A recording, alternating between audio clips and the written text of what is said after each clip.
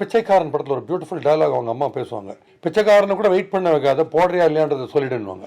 Super dialogue. So I love to respect. ஒரு ஆட்டோக்காரரை கூப்பிட்டா கூட மரியாதை கொடுத்து அவர் வர சமயத்துக்கு வெளில நிற்கணும். கேப்னா வெளில நிற்கணும். அது என்ன ஒருத்தரை வெயிட் பண்ண வச்சுட்டு அப்படி ஸ்டைலாக வருது சாரி கீரி சொல்கிறது கிடையாது. பார்த்துருக்கேன் செலிபிரிட்டிஸ் 3 மணி நேரம் வெயிட் பண்ணியிருப்பேன். 3 மணி நேரம் கழிச்சு ஒரு வேஷ்டி கட்டின்னு ஸ்டைலாக வருது.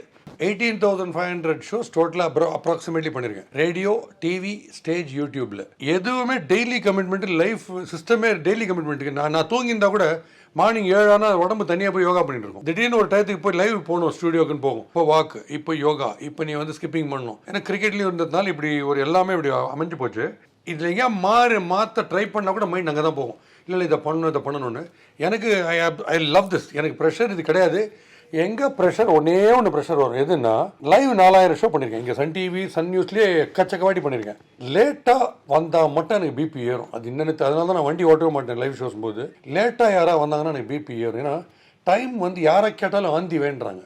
நான் ஒரு 4000 இன்டர்வியூஸ் பண்ணியிருந்தேன்னா ஒரு 2000 ஷோவில் கெஸ்ட்டாக போனால் ஹோஸ்ட் லேட்டு, நான் ஹோஸ்ட்டாக இருந்தால் கெஸ்ட் லேட்டு. எதாவது கேட்டால் ஆந்தி வேண்டுறாங்க. அது என்ன ஆந்திவே?